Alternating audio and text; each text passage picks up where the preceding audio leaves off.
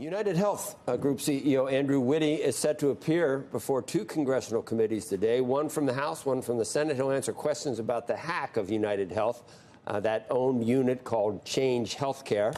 It's America's largest payment management system for healthcare providers. And ahead of that, we want to bring in Washington State Congresswoman Cathy McMorris Rodgers. She chairs the House Energy and Commerce Committee. UnitedHealth CEO will go before one of that committee's subcommittees this afternoon. What do we expect to hear, Congresswoman?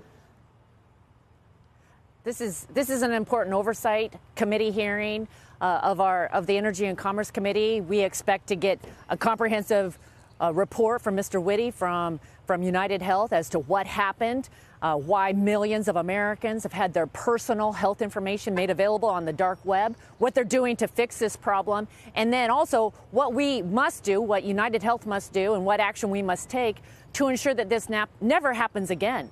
UnitedHealth is very large, has millions of families and taxpayers pay billions of dollars to UnitedHealth in premiums, and we need to make sure that their personal health information is protected from these kind of attacks, cybersecurity attacks that we see. There's been so many times when we hear about hacks, we hear about personal information.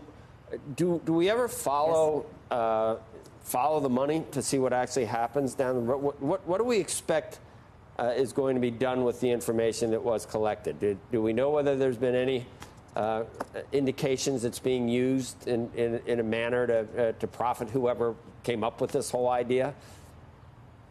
Well, that's also a very good question, because UnitedHealth decided to pay the ransom. We're going to ask questions as to why they decided to pay the ransom in this case, because we know that when you pay the ransom, that only incentivizes more of the harmful behavior by those that are perpetrating these kind of cyber attacks. The committee, we have been spending a lot of time. We've had numerous hearings around cybersecurity. Just 2 weeks we had a hearing on cybersecurity and how, as it relates to healthcare, and what steps we need to be taking to protect personal, in this case, sensitive health information that is on the web and has been made available on the dark web in this case, which is very potentially harmful to millions of Americans. This is a very serious issue, and that's part of the purpose of the hearing today. There's plenty of companies that offer services to try to prevent or make this much more difficult. You would think that in the private sector that it would be in the best interest of companies to might cost a little bit more, margins might be hit, but you would expect them to do this on their own, or do you think that Congress needs to get involved?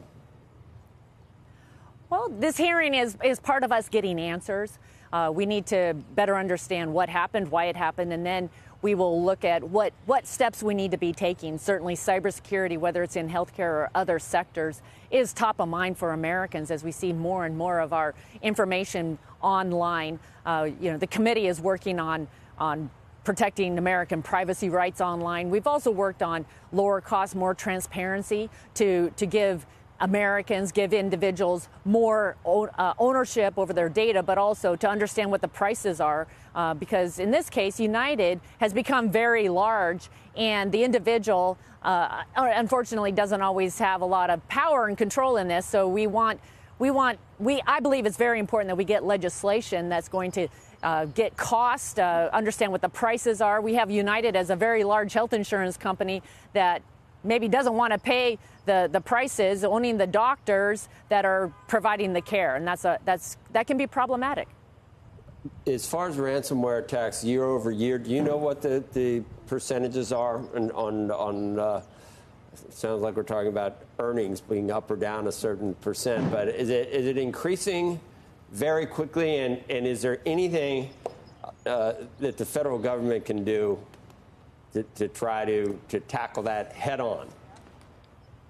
Well, what I do know is that there's a lot of consolidation, that United is becoming larger and larger. They now pay between 40 and 50% of the healthcare claims in America. And this consolidation, we know, only leads to less choices and higher costs for patients, for individuals.